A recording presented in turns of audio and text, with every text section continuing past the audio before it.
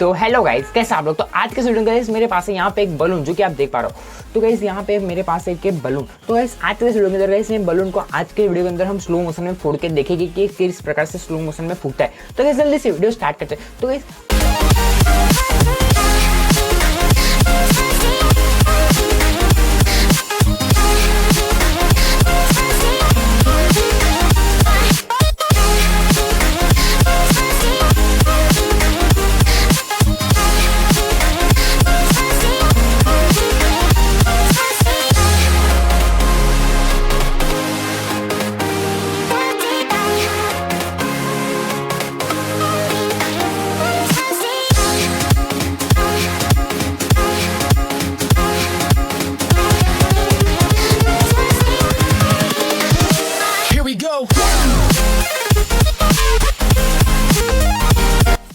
से balloon slow motion में फूटता है, जो कि आपको वीडियो देख के काफी इंटरेस्टिंग लगा तो चैनल को लाइक और सब्सक्राइब करना भूलना मत। मिलते नए वीडियो में नए पार्ट में।